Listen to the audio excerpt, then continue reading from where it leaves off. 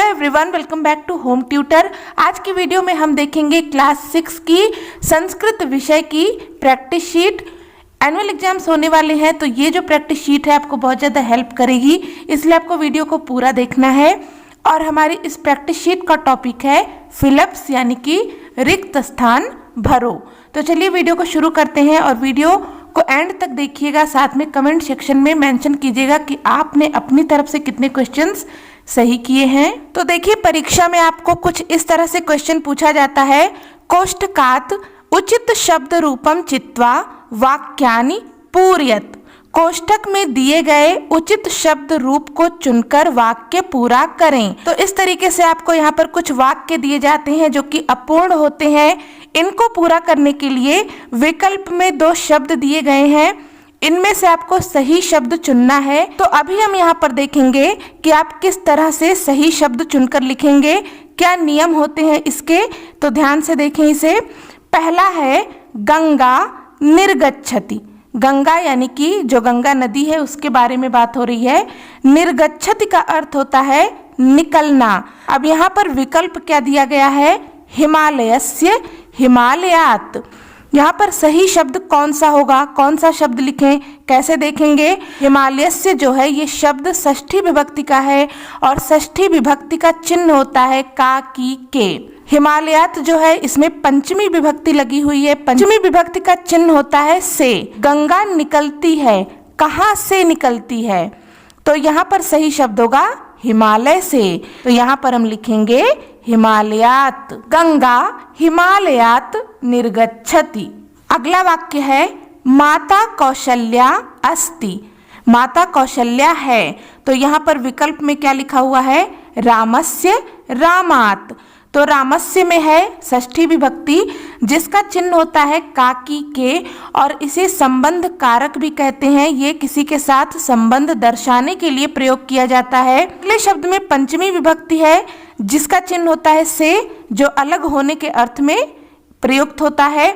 तो यहाँ पर उचित शब्द क्या होगा, रामस्य, क्योंकि यहाँ पर जो वाक्य है वो बनेगा रामस्य माता कौशल्या अस्ति। राम की माता कौशल्या है, तो यहाँ पर हम लिखेंगे रामस्य।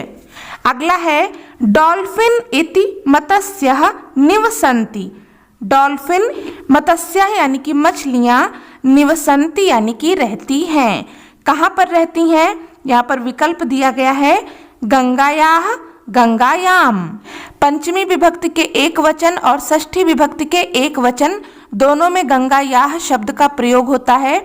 और यहाँ पर जो वाक्य है इसका अर्थ जो निकलेगा कि डॉल्फिन मछलियाँ रहती हैं। कहाँ पर रहती हैं, तो यहाँ पर सही शब्द होगा गंगायाम, क्योंकि गंगायाम में सप्तमी विभक्ति लगी है और सप्तमी विभक्ति का चिन्ह होता है में। तो मछलियाँ कहाँ रहती हैं, गंगा में रहती हैं, इसलिए यहाँ पर उचित शब्द होगा गंगायाम। गंगा में डॉल्फिन मछलियाँ रहती हैं। अगला वाक्य है क्रीडकाः क्रीडन्ति। क्रीडकाः का अर्थ होता है खिलाड़ी, क्रीडन्ति का अर्थ होता है खेलना। तो खेलते हैं, कहाँ पर खेलते हैं, विकल्प यहाँ दिया गया है क्रीड़ा क्षेत्रे क्रीड़ा क्षेत्रस्य। तो अब यहाँ पर देखिए, क्रीड़ा क्षेत्र में है सप्तमी विभक्ति, चिन्ह होता है में। क्रीड़ा क्षेत्रस्य में है षष्ठी विभक्ति जिसका चिन्ह होता है का, की, के। तो जब हम इसका हिंदी में अर्थ निकालेंगे तो ये होगा खिलाड़ी खेल के मैदान में खेलते हैं। यहाँ पर में शब्द आया जो कि चिन्ह होता है सप्तमी विभक्ति का, इसलिए यहाँ पर उचित शब्द होगा क्रीड़ा क्षेत्रे। क्रीडकाः क्रीड़ा क्षेत्रे क्रीडन्ति। खिलाड़ी खेल के मैदान में खेलते हैं। अगला वाक्य है पुस्तकम पठन्ति। पुस्तकम यानी कि पुस्तक या किताब, पठन्ति यानी कि पढ़ते हैं। तो यहाँ पर पठन्ति ये बहुवचन की क्रिया है। इसके साथ में हमें क्या भरना है, यहाँ पर कर्ता यानी कि कार्य को करने वाला कर्ता शब्द भरना है। तो हम कैसे इसका चुनाव करेंगे, यहाँ पर विकल्प है बालिकाः बालिका। तो चूंकि हमारी जो क्रिया है ये बहुवचन की है, कर्ता है वो भी बहुवचन का होगा, इसी क्रिया के अनुसार हम अपने कर्ता का चुनाव करेंगे। यहाँ पर जो शब्द है बालिकाः, यह बहुवचन का है और बालिका शब्द ये एक वचन का है। उचित शब्द हो जाएगा बालिकाः। बालिकाः पुस्तकम पठन्ति। अगला है फलम खादति। फलम यानी कि फल, खादति यानी कि खाता है। यहाँ पर क्रिया एक वचन की है और हमें चुनाव करना है कर्ता का, तो यहाँ पर भी हम कर्ता एक वचन का चुनेंगे क्रिया के अनुसार। शब्द दिए गए हैं विकल्प में सह, ते, सह तौ ते, इस तरीके से रूप चलता है। सह का अर्थ होता है वह, तौ यानी कि वे दोनों और ते यानी कि वे सब।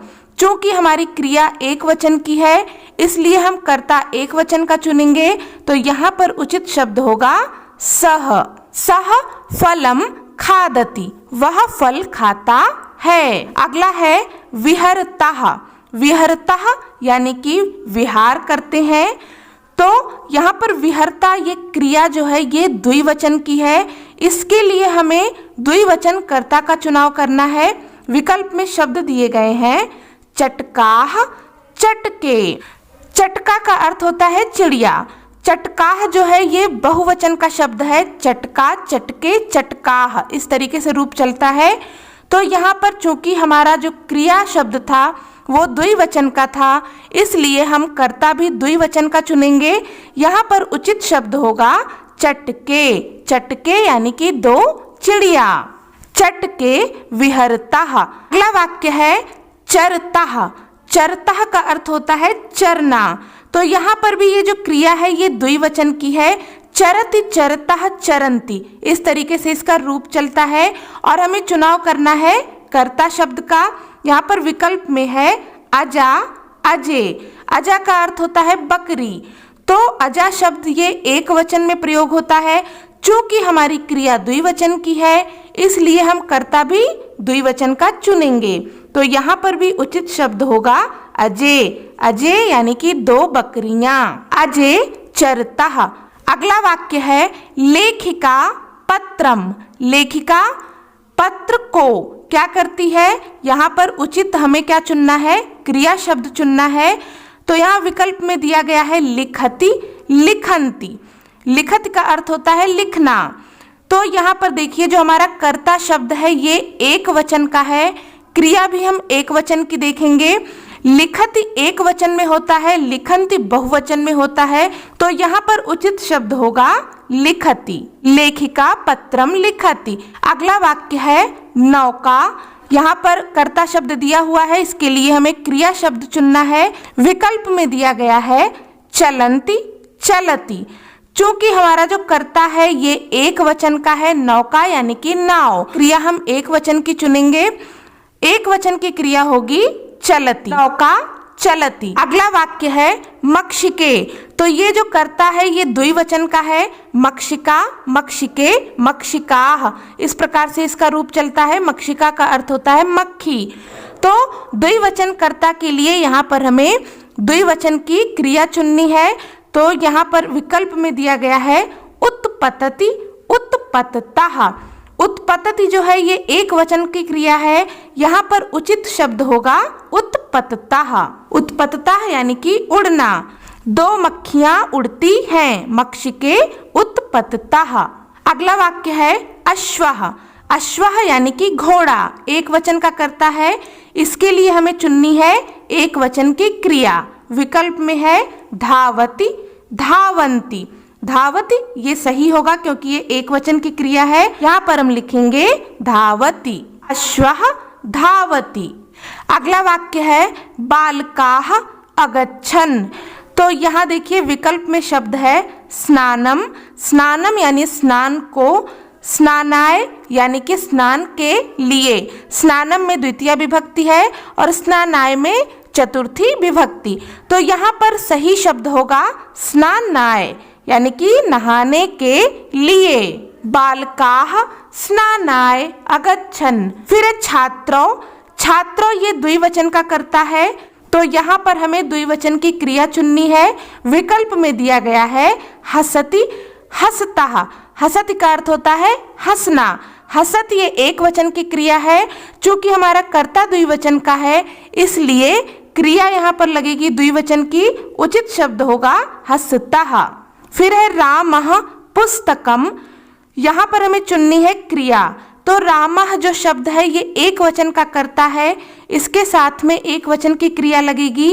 विकल्प में दिया गया है पठन्ति पठति, यहाँ पर उचित शब्द होगा पठति, एक वचन कर्ता के साथ एक वचन की क्रिया। रामः पुस्तकम पठति। तो ये थी आज की वीडियो। होपफुल कि ये वीडियो आपके लिए हेल्पफुल रहेगी। अगर आपको वीडियो अच्छी लगी, हेल्पफुल लगी तो प्लीज़ इसे लाइक करें, ज़्यादा से ज़्यादा शेयर करें। अगर आपको कोई डाउट हो तो आप कमेंट करके पूछ सकते हैं। तो चलिए मिलते हैं नेक्स्ट वीडियो में न्यू टॉपिक के साथ। तब तक के लिए टेक केयर एंड बाय।